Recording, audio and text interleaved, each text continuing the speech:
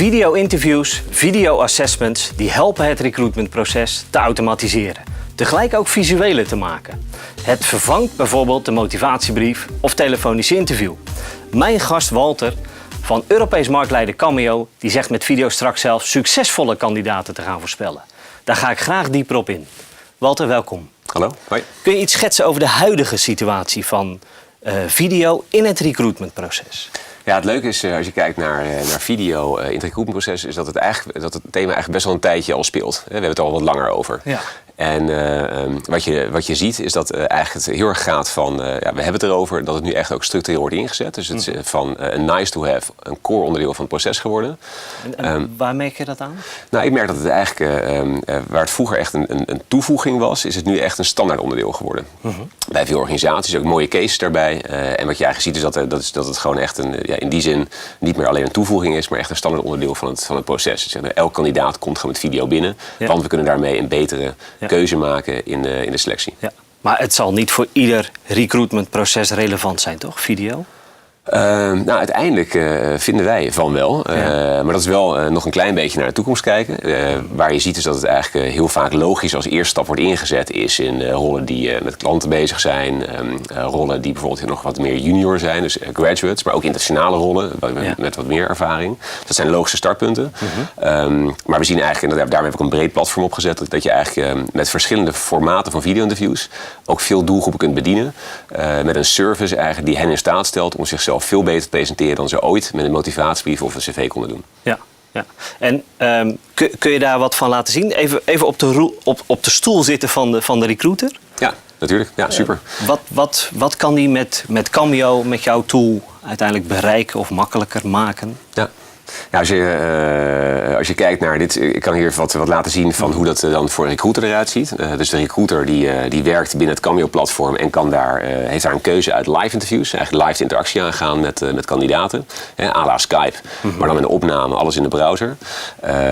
Je kunt er ook gasten op uitnodigen. Of een video pitch, dat is eigenlijk een beetje de motivatiebrief. Korte opname, waarom wil je hier komen werken. Of het ultimate interview, dan ga je echt scripten. En dan kun je ook op competenties gaan beoordelen. Ja.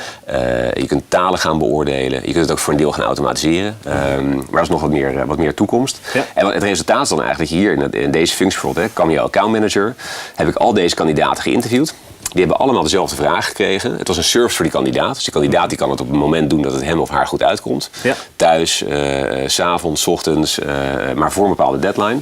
Iedereen krijgt dezelfde vraag. Het is een heel eerlijk proces. Ik kan als recruiter wachten tot de antwoorden binnenkomen. En kan dan een selectie gaan maken. En kan dan bijvoorbeeld naar deze kandidaat gaan kijken. En kan zeggen, oké, ik wil echt hier even zien. Hoe ziet nou die video eruit? En hoe kan ik nou deze kandidaten met elkaar gaan vergelijken? Ja. Nou, de video moet hier even laden. En dan kan ik eigenlijk zien, waarom wil je hier werken? Of andere vragen. En die heb je van tevoren zelf gedefinieerd in jouw platform? Ja, je maakt eigenlijk een script. En dat script kun je ook gewoon heel erg competentiegebaseerd doen. Dan kun je zeggen, ik wil uiteindelijk die kandidaat gaan beoordelen op competenties. Zo'n script kun je bouwen. En je ziet dat dit type interview bijvoorbeeld heel wordt ingezet om echt telefonisch interview te vervangen. Of ook om de assessment te vervangen. Waarbij kandidaten een half uur of 3 kwartier allerlei vragen moeten gaan beantwoorden. Terwijl je hier echt een real-time indruk hebt van een authentieke kandidaat. Ja. En nog andere voorbeelden, want je zegt, dus even op de stoel van de recruiter. Live interviews, worden die veel gebruikt? Ja, je ziet natuurlijk dat daar minder volume op is. Want uiteindelijk een live interview, elke keer als jij een gesprek hebt, een live gesprek met een kandidaat, ben je er zelf ook bij. Of is je hiring manager erbij. Dus je investeert dezelfde hoeveelheid tijd als de kandidaat. Ja. Voor zo'n ultimate interview, zo'n video pitch, daar zie je natuurlijk meer volume. Want dan investeer je 1 keer de tijd om dat script te bouwen. Ja. En dan maak je eigenlijk een project aan met die vragen erop. Competenties kun je definiëren, waar ga ik op scoren. En dan kun je natuurlijk honderden kandidaten datzelfde interview laten doen. Ja. Dus daar zit veel meer volume in. Maar eigenlijk zien we qua aantallen projecten dat eigenlijk live en automated, dus op afstand interview eigenlijk gelijk oploopt. Ja. En het live interview, waarom zou ik geen Skype gebruiken? Wat is de... Ja, dat is een hele goede vraag. En ook de vraag die wij natuurlijk ontzettend vaak krijgen. Ja, dat denk ik ook. Dat is mooie tools. En ook Skype is een hele goede tool natuurlijk. Wat je ziet is dat het eigenlijk het Cameo echt fit for purpose is. Cameo is gemaakt voor het recruitmentproces. Dus voldoet aan alle voorwaarden van het recruitmentproces. Ik kan het inbouwen in mijn workflow, in mijn ATS, dus in mijn Applicant Tracking System. Ik kan daar kandidaten uitnodigen. Ja. Ik kan een opname maken. Die opname wordt ook veilig opgeslagen met toestemming van de kandidaat. Ja. Ik hoef niet iemand te vragen om zijn privé-account te gebruiken in een niet gebrande omgeving om met mij een gesprek aan te gaan. Ja. Dat is toch allemaal een beetje, als je het structureel inzet, is dat toch een beetje houtje-touwtje. Dan denk je, ik ben een professionele organisatie, maar uiteindelijk zitten we samen op Skype een gesprek te voeren en kan het niet opnemen. Dus Cameo is echt fit for purpose. Dus helemaal ingericht met de kandidaatbeleving als hoogste prioriteit. Ja. En uiteindelijk kun je ook gebrand iets naar die kandidaat. Want uiteindelijk praat je met kandidaten. Of de tool die helpt je om kandidaten binnen te krijgen. En ook te screenen en te pre-screenen. Ja. Hoe ziet dat eruit? Ja, het leuke is natuurlijk gewoon dat je natuurlijk gewoon je denkt dat er ook nu weer eindelijk weer wat meer aandacht komt voor de employer brand. Hè. We zijn toch vanuit de crisis komen nu de investeringen weer naar boven. Gewoon, dat het is weer moeilijker om de kandidaat te vinden. Dus we gaan bouwen aan onze merken. Dat vinden we mooi om te maken. En ook belangrijk voor de kandidaat, omdat de kandidaat ook gewoon een soort van een eigen selectie kan gaan doen. Voel ik me hier thuis of niet? En dat kun je met je employer branding natuurlijk heel goed doen. Ja. Dat is natuurlijk zonde dat jij gewoon een mooie employer branding hebt. Je wilt je merk neerzetten, je cultuur neerzetten. Je wilt op die manier mensen aantrekken en ook afstoten.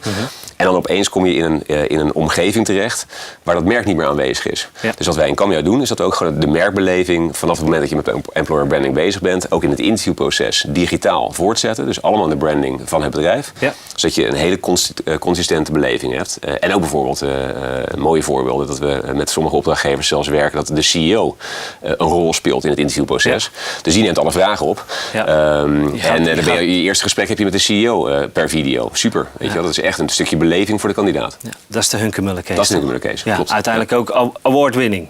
Award-winning, ja, dat klopt. Hè. Die is ook op de Recruitment TV al een keer naar voren gekomen. Het leuke is dat daar natuurlijk gewoon heel veel data uit naar voren is al gekomen. Dus dat gaan natuurlijk goede volumes doorheen.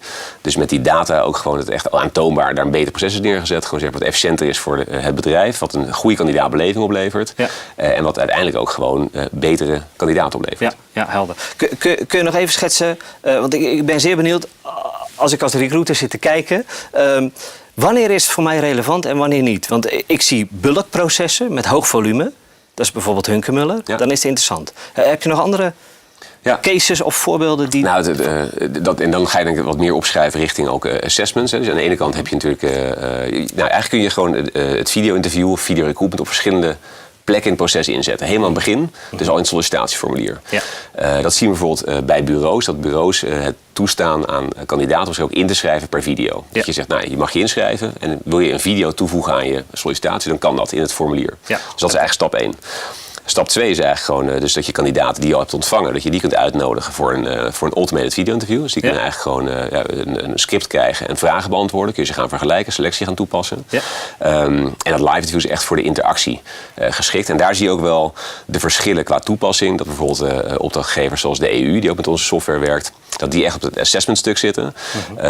En die doen het echt vrij ver in het proces al. Dus niet de eerste stap, niet de tweede stap, maar de derde stap. En vlak voor het offline assessment, dat ze bijvoorbeeld de taalkennis van kandidaten aan het toetsen zijn. Spreek je eigenlijk wel Frans als je voor de EU wilt werken. Dat is toch belangrijk. En daar val ik door de mand. Maar daar zit nog steeds de mens achter die beoordeelt, toch?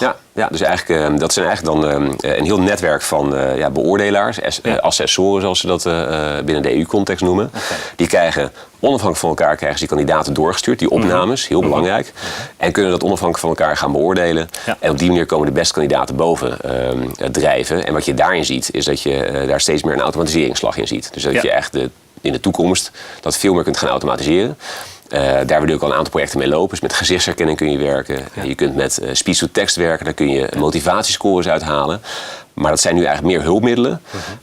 Dus dat je eigenlijk de handmatige beoordeling, dat je die ondersteunt. Ja. Maar je gaat er wel een trend zien dat het eigenlijk steeds meer vol automatisch kan gaan lopen. Okay. En dat gaat het uiteindelijk morgen voor de recruiter nog makkelijker maken, toch? Op een presenteerblaadje. Ja. Walter, hartstikke bedankt. Graag gedaan.